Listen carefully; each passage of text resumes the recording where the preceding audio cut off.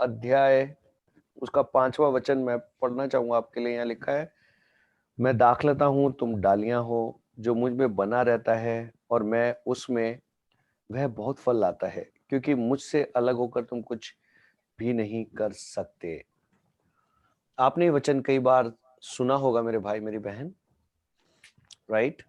और ये एक बहुत सामर्थी वचन है। मैं सब लोगों को म्यूट करूंगा ताकि आवाज क्लियर है आप लोगों के पास मेरी। यहाँ पर यीशु मसीह अपने वचन से, अपने कलाम से, बाइबल से बात कर रहे हैं और यीशु मसीह बोल रहे हैं कि मैं दाखलता हूं और तुम कौन हो? डालियां हो। इसके ऊपर मैंने बोला कि आप लोगों ने कई बार प्रचार सुना होगा और शायद मैंने भी प्रचार किया होगा इसके ऊपर, लेकिन आज परमेश्वर ने फिर मुझसे बोला कि मैं आपको रिमाइंड कराऊं। यहाँ पर परमेश्वर ने दाखलता और डाली, आपको ये तो पिछले प्रचारों में पता चला कि हम लोग डाली हैं और हमारा परमेश्वर जो है वो दाखलता है, मतलब वो पेड़ है जिस पेड़ से मैं और आप जुड़े हुए हैं, ठीक है? और जब मैं और आप एक पेड़ से जुड़े हुए हैं जो यीशु मसीह है, स्वयं परमेश्वर है, तो वह डाली जो उस पेड़ से जुड़ी हुई है, वह वो क्या करती है? वह अपनी नरिशमेंट लेती है, अपने अपने भोजन को किससे लेती है? यीशु मसीह से लेती है। लेकिन मैं आज आपसे बात करना चाहूंगा, लेकिन वह डालियां जो यीशु मसीह से नहीं जुड़ी हुई हैं, लेकिन वो खिलाती तो परमेश्वर की हैं, लेकिन टूट गई हैं, नीचे गिर गई हैं, तो वे अपने नरिशमेंट को नहीं लेते। लेकिन यहाँ पर अगर आप ढंग से पढ़ेंगे तो कुछ और भी लिखा है। वहां लिखा है, मैं दाखलता हूं, तुम डालियां हो, जो मुझ में बना रहता है और मैं उसमें, वह बहुत फल लाता है, क्योंकि मुझसे अलग होकर तुम कुछ भी नहीं कर सकते। तो यहाँ पर एक खास बात जीसस ने बोली है, जब आप परमेश्वर से जुड़े हुए हैं, परमेश्वर के साथ बने हुए हैं, परमेश्वर के साथ कनेक्टेड हैं, तो उसका जो रिजल्ट है वो क्या है? लगातार जब जीसस आपके अंदर बने हुए हैं, आप जीसस के अंदर बने हुए हैं, थोड़ा-सा इसके ऊपर जोर डालेंगे कि जीसस के अंदर बना रहना क्या है और जीसस आपके अंदर कैसे बने रहते हैं। बहुत से मसीह लोग हैं, बहुत से विश्वासी लोग हैं। मैंने अपनी ज़िंदगी के अंदर, अपने मसीह करियर के अंदर ये चीज़ मसीह जीवन के अंदर एक्सपीरियंस को देखा मैंने चर्चों के अंदर डिफरेंट लोगों के साथ। और मैंने क्या देखा कि जो लोग हैं, वह चर्च जाते हैं, दुआ करते हैं, दान देते हैं, लेकिन वो जैसे ही चर्च से बाहर आते हैं तो वो अपने जीवन के अंदर वापस लौट जाते हैं। अपने कामों के अंदर वापस लौट जाते हैं। अगर वो गालियाँ देने की आदत होती है तो वो गाली देने लगते हैं। अगर बहनों को, बहुत सी मैंने बहनों को देखा, उनकी जो टंग है वो उन्हें धोखा देती है, वो बुराई करने लग जाते हैं। और बहुत से लोग घमंड करने लग जाते हैं, है ना? और बहुत से लोग बुरे-बुरे विचारों को सोचने लग जाते हैं, यहाँ तक कि घर में जाकर के आपस में लड़ाइयाँ करने लग जाते हैं, रिश्तेदारों से लड़ाइयाँ करने लग जाते हैं, चर्च में आपस में पास्टरों में लड़ाइयाँ होने लग जाती है। क्या हो रहा है ये सब? जब हम चर्च में हैं तो हम लोग सब दुआ कर रहे हैं, प्रार्थना कर रहे हैं, लेकिन जब हम चर्च से जैसे ही बाहर आ रहे हैं, अपने काम पे जा रहे हैं, अपने कॉलेज में जा रहे हैं ना, अपने अपने बिजनेस पे जा रहे हैं, हम दुनिया के लोगों के साथ बैठे हुए हैं। याद कीजिए जब आप अपने कॉलेज के दोस्तों के साथ बैठते हैं, याद कीजिए जब आप अपने काम करने वाले लोगों के साथ बैठते हैं ना, याद कीजिए जब आप संसार में बस के अंदर होते हैं, लोगों के साथ होते हैं, उन लोगों के साथ आपका व्यवहार कैसा होता है? इस विषय को परमेश्वर ने बोला है कि हम उठाएं और बात करें कि बहुत से लोग क्या करते हैं, बहुत से लोग कहते हैं जी जीसस का नाम हम खाली चर्च में लेंगे, प्रभु का प्रार्थना हम खाली चर्च में करेंगे, और बहुत ज्यादा होगा तो अपने अकेले कमरे में जाके दुआ करेंगे, प्रार्थना करेंगे, दैट्स इट। कोई गुनाह भी किया है तो हम माफी मांगेंगे। ये वचन जो आज मैंने आपने पढ़ा, ये वचन ऐसे व्यक्ति के लिए नहीं है, ऐसी बहन के लिए नहीं है, ऐसे भाई के लिए नहीं है, क्योंकि यहाँ पर यीशु ने बोला कि जो डाली मुझ में है और वह मुझ में बनी रहती है और मैं उसमें बना रहता हूं, तो क्या होता है? तो वह फल लेके आती है। आप देखेंगे कि वह, ऐसे लोग, ऐसा कोई भी व्यक्ति, ऐसा कोई भी भाई, ऐसी कोई भी बहन जो संसार में पाप को कर रहे हैं, संसार में बुराई को कर रहे हैं, अपने कामों से अपने परमेश्वर के साथ जुड़े रहने का इनकार कर रहे हैं, ऐसा व्यक्ति, आपको मैं बोलना चाहूंगा, वह व्यक्ति कभी भी परमेश्वर के फलों को नहीं लेके आ पाएगा। आप उसके जीवन में कभी भी परमेश्वर के फ्रूट्स को नहीं देखेंगे। वह कहेगा कि वह मसीह है, वह कहेगी कि वह मसीह है, लेकिन उसके जीवन में फ्रूट्स नहीं होंगे। क्यों? क्योंकि वह लगातार परमेश्वर में नहीं बना, लगातार यीशु उसमें नहीं बना। इसका सबसे बेस्ट एग्जाम्पल मैं आपको दूंगा यीशु मसीह का स्वयं। जब यीशु मसीह इस दुनिया में थे तो वह रात दिन प्रचार करते, बीमारों को चंगा करते और रात भर अपने परमेश्वर पिता से प्रार्थना करते, और जब कभी वे प्रचार नहीं करते तब भी वे प्रार्थना करते, और रात दिन एक ही बात को मैंने बाइबल के अंदर जब भी मैंने पढ़ा, यीशु के मुंह से एक ही चीज सुनी कि मैं इस दुनिया में इसलिए नहीं आया कि अपनी मर्जी पूरी करूं, लेकिन मैं इसलिए आया कि अपने भेजने वाले की मर्जी पूरी करूं। ध्यान से सुनिएगा जीसस ने क्या बोला। जीसस ने बोला, जब भी कोई सिचुएशन आई जब उसको संसार से कॉम्प्रोमाइज करना था, संसार ने उसके ऊपर जोर डाला, है ना, पाप ने उसके ऊपर जोर डाला, शैतान ने उसके ऊपर जोर डाला, उसने हमेशा यही कहा कि मेरी नहीं लेकिन मेरे भेजने वाले की मर्जी को पूरा करने में इस दुनिया में आया। क्या मेरे भाई, क्या मेरी बहन, अगर आज आप यीशु को जान गए हैं, आप परमेश्वर को जान गए हैं, और जब आप परमेश्वर को जान गए, यीशु को जान गए हैं, तो आज का जो ये वचन है जो परमेश्वर मुझे और आपको दे रहा है, वो यही बात का प्रकटीकरण कर रहा है कि परमेश्वर ने कहा कि वे फ्रूट्स देखना चाहता है आपके जीवन में। आप कितने मसीह में हैं, आप कितनी सेवा करते हैं, आप कितना काम करते हैं, ये मैं आज आपको प्रचार नहीं कर रहा। मैं आपको फास्टिंग के बारे में नहीं बता रहा, प्रेयर आप सब बहुत अच्छे से जानते हैं। मैं आपको बैप्टिज्म के बारे में नहीं बता रहा, मैं आपको कोई ऐसी चीज नहीं बता रहा, मैं आपको जस्ट एक बहुत सिंपल चीज बता रहा हूँ। यहाँ पर यीशु मसीह ने खुद बोल दिया, क्या बोल दिया, कि जो मुझ में बना रहता है, जो डाली डाली एक एग्जाम्पल लिया गया है, पेड़ एक एग्जाम्पल लिया गया है, उनको बेस्ट जो पैरेबल या बेस्ट एग्जाम्पल जो लॉर्ड को मेरे और आपके लिए लगा, उन्होंने वो मुझे आपको दिया। और वो एग्जाम्पल ये है कि पेड़ मतलब पेड़ से सारी ताकत आती है ना, पेड़ से सारे वो जो फ्रूट्स भी निकलते हैं, वो जड़ों से मिट्टी से नरिशमेंट लेकर के डालियों तक पहुंचाते हैं। डाली किस तरीके से फ्रूट बेयर करती है, आप समझ रहे हैं? एक कैसा प्रोसेस है ये जो लॉर्ड ने आपके साथ शेयर किया है। लॉर्ड ने कहा कि ऐसा रिलेशनशिप परमेश्वर आज के लोगों के अंदर ढूंढ रहा है। डाली के बारे में आपने बहुत प्रचार सुना, पेड़ के बारे में, फ्रूट्स के बारे में, लेकिन अभी लॉर्ड रिवील कर रहा है आपके जीवन के अंदर कि उसे एक ऐसा बंदा चाहिए, एक ऐसा व्यक्ति चाहिए, एक ऐसा जन चाहिए जिसका संबंध परमेश्वर के साथ एक ऐसा हो कि वो हर काम, हर चीज परमेश्वर से लेकर के करे। और जब वह ऐसा करेगा तो उसका सिम्टम है, उसका साइन है, उसका रिजल्ट है क्या? फ्रूट्स। फ्रूट्स मतलब ये नहीं है कि आपके जीवन में केले, आम, सेब, है ना, गुआवा, पाइनएप्पल, ये सब चीजें नहीं। फ्रूट्स ये नहीं है मेरे भाई मेरी बहन। आपने पढ़ा है गलातियों 5वें अध्याय के अंदर किस तरीके से परमेश्वर ने अपने फ्रूट्स के बारे में परमेश्वर ने बात की। फ्रूट्स मतलब वो फल लाएगा। देखिए फल क्या है, थोड़ा सा जानेंगे कि अगर आप मसीह के साथ सही से जुड़े हुए तो आपके फल होंगे कि आप व्यभिचार नहीं करेंगे, है ना। वहां लिखा है कि आप प्रेम रखेंगे, आपके जीवन में आनंद होगा। आपके ये फ्रूट्स है जो मैं आपको बता रहा हूँ, परमेश्वर के फ्रूट है ये। तो ये एक ही फ्रूट बोलते हैं वहां पे, अगर इंग्लिश वाले में पढ़ेंगे तो फ्रूट ऑफ द स्पिरिट लिखा हुआ है। तो एक ही फल मतलब एक रिजल्ट होगा आपके जीवन के अंदर परमेश्वर के साथ जुड़े रहने का, कि आप अपनी मर्जी पूरी कभी भी नहीं करेंगे। आपको अपना नुकसान भी उठाना पड़े तो भी आप परमेश्वर की इच्छा पूरी करेंगे। यीशु ने कभी नहीं कहा प्रभु के पहले मेरा भला हो, बाद में दूसरे लोगों का।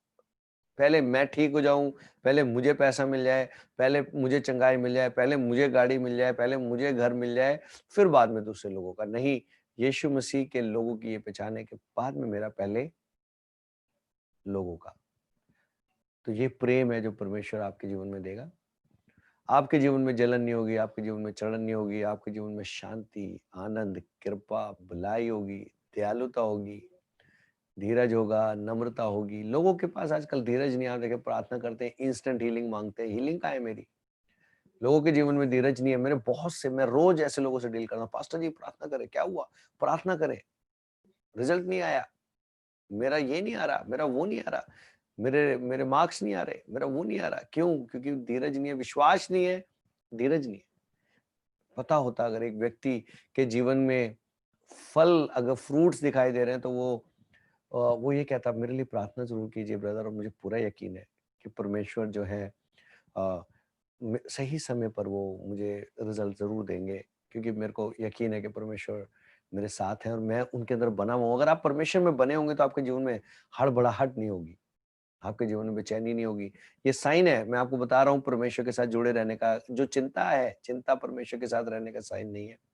चिंता शैतान की प्रेजेंस है। मैं आपको क्लियरली बताऊंगा, अगर आपके जीवन में फिक्रें हैं, चिंताएं हैं, दबे में आप, डरे में आप, डर को लेकर के आता है शैतान, डर को, बोझ को लेके आता है, घबराहट को लेके आता है। ये सारे साइन है जो शैतान के साथ जुड़े रहने के हैं।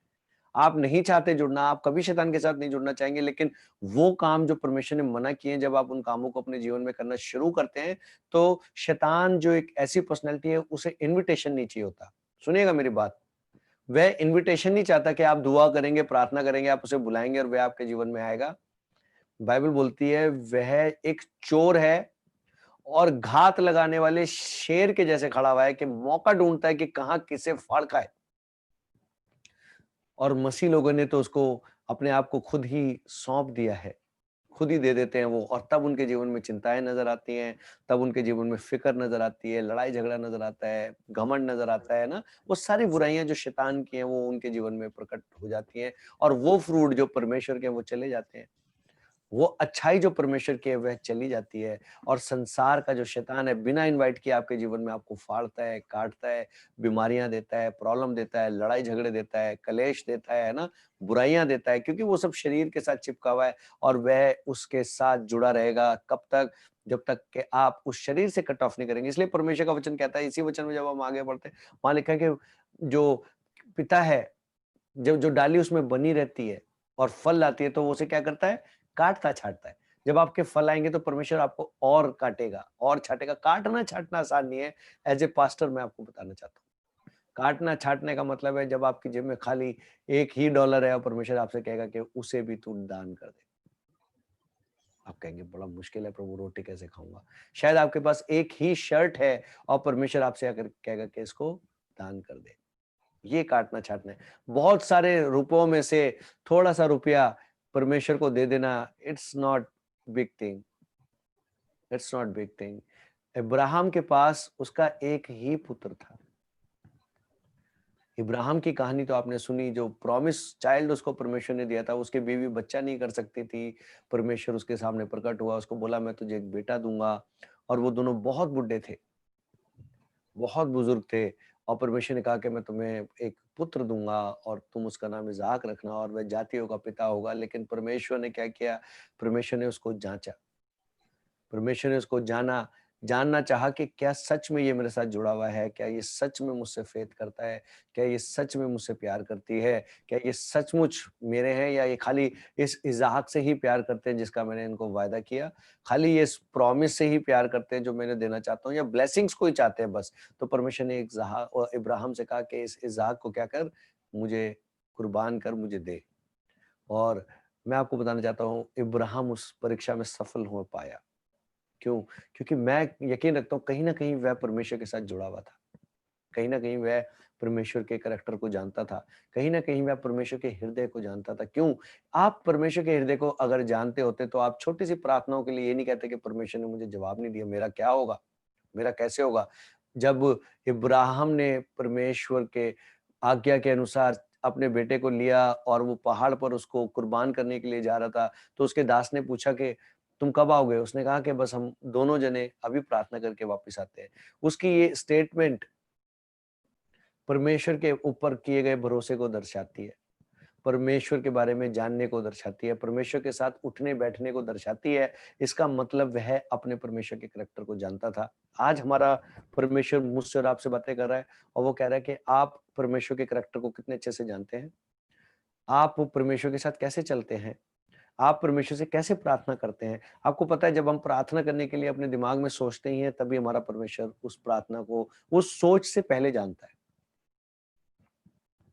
आप अपने मन में सोचते हैं ना ऐसे करके, परमेश्वर मैं दुआ करने जाती हूँ, ये मेरी प्रॉब्लम है, दुआ करती हूँ। परमेश्वर ने कहा दुआ ज़रूर करनी है आपने।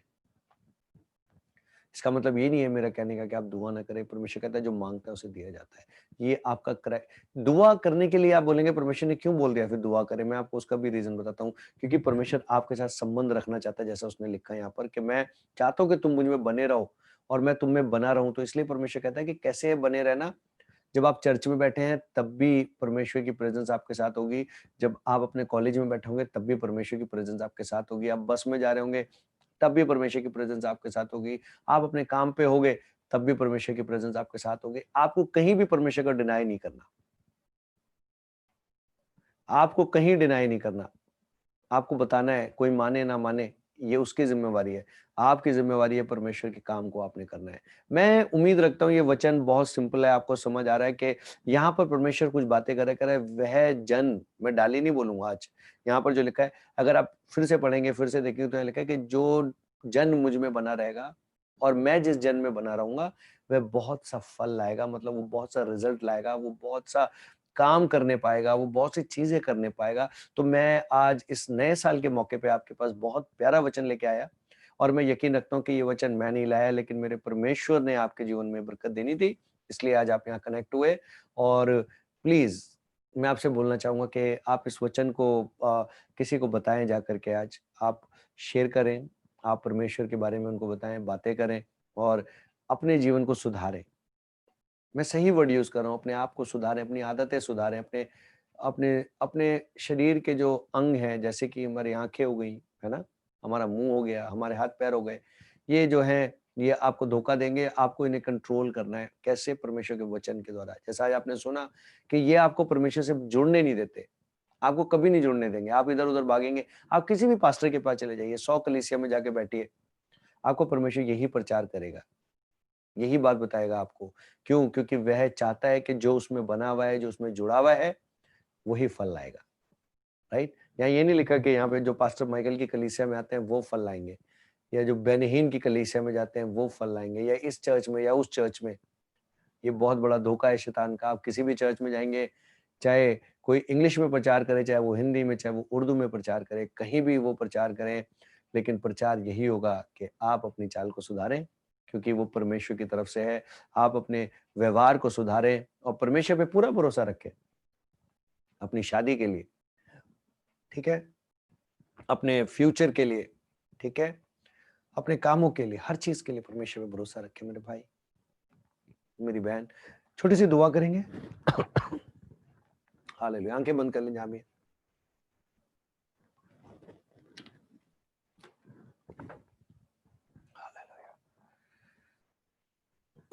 यीशु आपका धन्यवाद करते हैं प्रभु। धन्यवाद करते हैं प्रभु सामर्थी प्रेज़ेंस के लिए। आपकी उपस्थिति में आनंद की भरपूरी है। लॉर्ड, जो आज आपने बातें की हमसे वो आत्मा और जीवन है। लॉर्ड, जबकि तेरा आना बहुत निकट है प्रभु और तेरी कलीसिया अभी भी रेडी नहीं हो रही है परमेश्वर। बहुत से लोग अभी भी रेडी नहीं हो रहे हैं परमेश्वर। वह अपना ज़्यादा से ज़्यादा समय संसार में बिता रहे हैं प्रभु। फ़िल्मों में बिता रहे हैं प्रभु जी, नाटकों में बिता रहे हैं परमेश्वर प्रभु जी और संसारिक परमेश्वर गॉसिप्स में बिता रहे हैं प्रभु, शॉपिंग करने में बिता रहे हैं प्रभु जी। इंस्टेड ऑफ लॉर्ड तेरे चरणों में बैठने के अलावा वो सारे काम कर रहे हैं लॉर्ड। आज अपनी इस कलीसिया को बुद्धि दे, बरकत दे, समझ दे प्रभु कि वे अपने कामों से तौबा करें और अपने परमेश्वर के पास पवित्र होकर के आएँ, ताकि खाली चर्च में नहीं, लेकिन हर समय वो तेरे को भाता हुआ जीवन चढ़ाएँ परमेश्वर, मेरी दुआ है। यीशु तू उनके साथ होना, तू उनकी मदद करना, तू उनकी सहायता करना परमेश्वर।